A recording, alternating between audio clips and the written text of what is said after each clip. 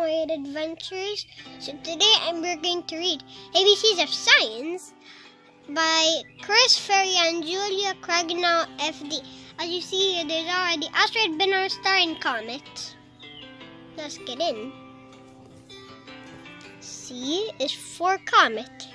A comet is a clump of ice and rock in a very big orbit and around the sun.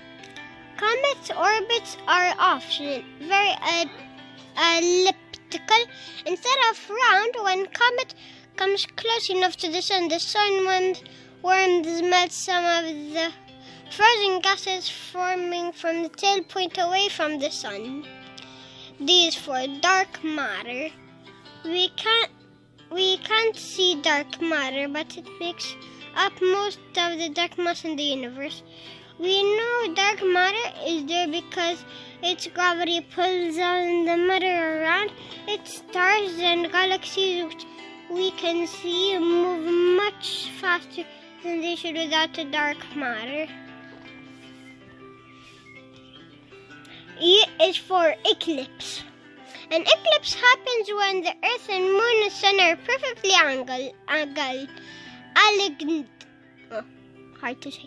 A total solar eclipse is when the moon's small shadow falls somewhere on Earth. A total lunar eclipse is when the Earth's large shadow covers the whole moon. Both kinds happen about once a year. F is for fusion. The energy source inside of stars is nuclear fusion, where atoms join together to form new elements. For most of a star life is fusing hydrogen into the helium. Hydrogen is the fuel that keeps the star going. Fusion needs to be very high temperature and pressure, like the core of the star. The core of the star you don't think you want to be in because it's the hotter, that will melt very fast, I think. G is for galaxies. Each galaxy is a collection of up to 1 trillion stars held together by their collective gravity. Galaxy shapes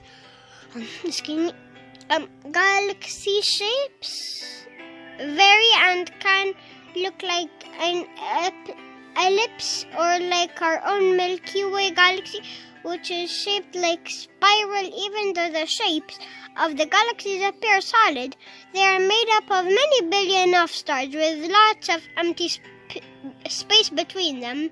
They look fuzzy because they are too far away. You can see individual stars clearly. Yeah, they're right. It kind of does look fuzzy. H is for habitable zone. The habitable zone is the region around the star where it's warm enough for the water to remain liquid. A planet in a star habitable zone can have the right surface temperature for liquid water, a necessity for life as we know it. Every star has a habitable zone, but not always a planet in it. I is for inflation. Inflation was the very rapid expansion of the universe shortly after the Big Bang. The Big Bang was a thing that created the sun, so it can create all of our solar system. The solar system. Right after the Big Bang, the expansion of space was extremely fast. For a brief fraction of a second, spreading out all of the matter and energy yet making the universe through the vast. Greater expansion continues today. J is for Jupiter. Jupiter is the largest planet in our solar system. Jupiter and the next 3 largest planets, Saturn, Uranus, and Neptune, are gas giants. They have no solid surface under their atmosphere. Earth, Venus, Mars, and Mercury are terrestrial planets and all have solid surfaces. K is for Kepler laws. Kepler laws describe how planets orbit stars.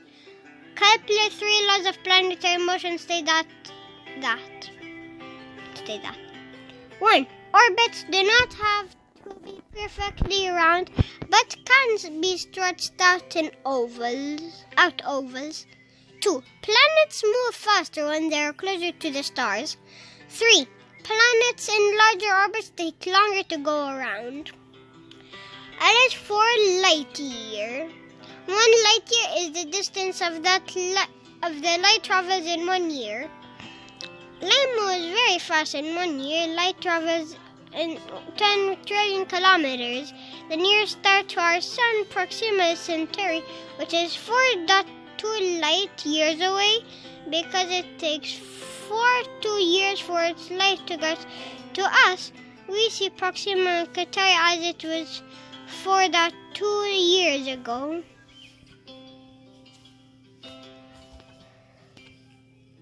M is for moon. Earth has 1 moon orbiting around it. Some other planets have 0 moons and others have many. Our moon is much smaller than Earth, so its gravity is weaker. That's why you wouldn't weigh 1/6 as much as you stood on the moon.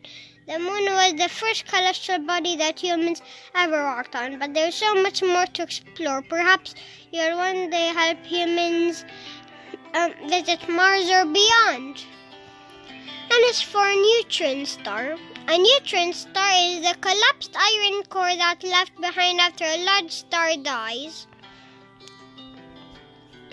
Iron core, if you forgot the name, iron. When a big star dies, it explodes off its outer layers as a supernova, leaving a very dense core behind. That core is only a few kilometers across, but it can weigh as much as 3 times our whole sun.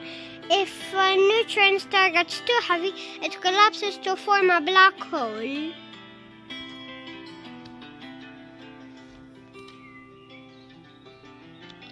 O is for orbit. Orbit is the free fall motion of one object around another due to gravity.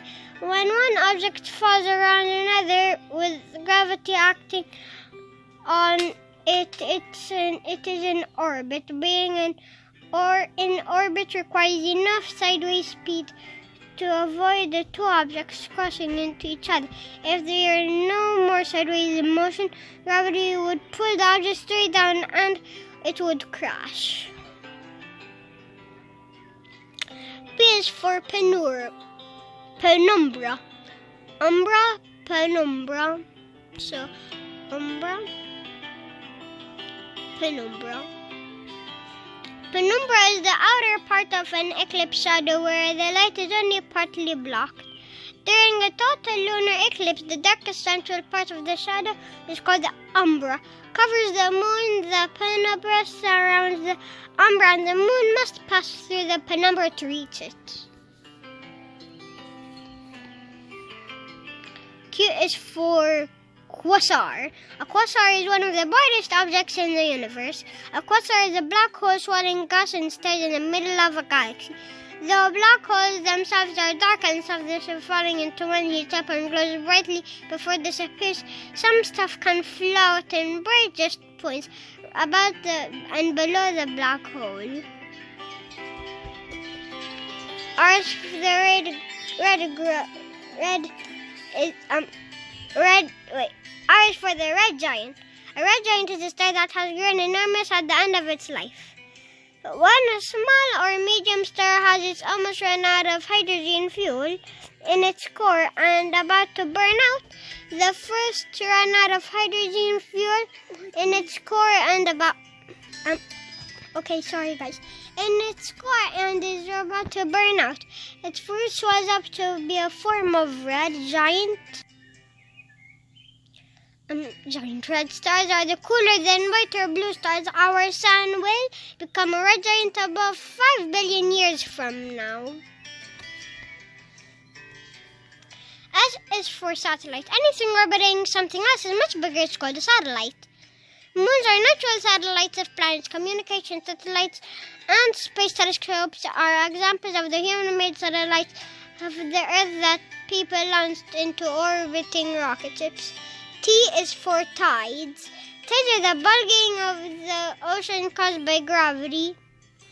Gravity's pull decrease over one distance on the near side of the moon pulls the bulge slightly away from the Earth. On the far side, the moon pulls the Earth slightly away from the bulge. The Earth turns out with both bulges once each day, making the tides go up and down twice per day.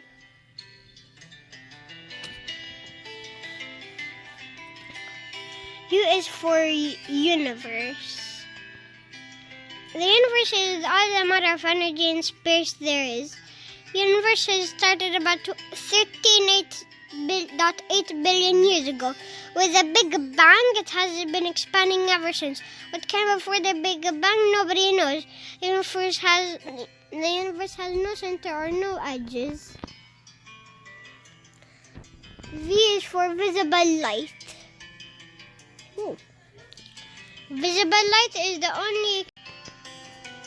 only kind of light that human eyes can see. Light ranges in wavelengths from radio longest to those gamma rays. The shortest visible light is midway between those two extremes, and including those colors of the rainbow from red to violet.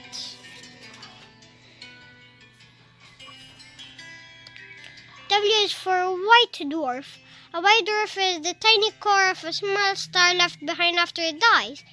When a small or medium star like our sun runs out of fuel, the red giant that comes next cannot hold its puffy outer layers. They float away, leaving the tiny white dwarf core to be behind. X is for X-ray telescope. An X-ray telescope is a space telescope that used to collect X-ray light.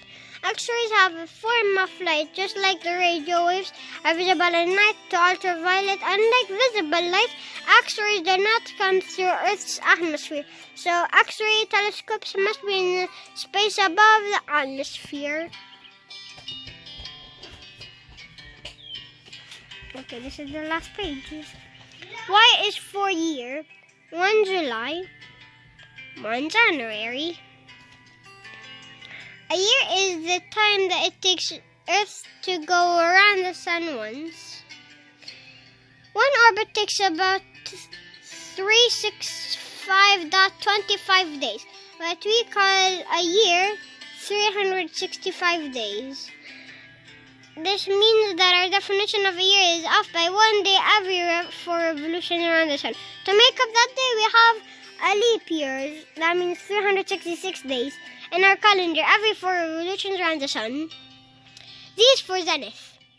When you stand up straight, the zenith is the direction overhead. Zenith is the direction in the sky, much like north, south, east, and west. There are directions along the ground. No matter where you are standing on Earth, the point in the sky directly overhead is called the zenith. Thanks for reading with me. ABCs of Space. Bye!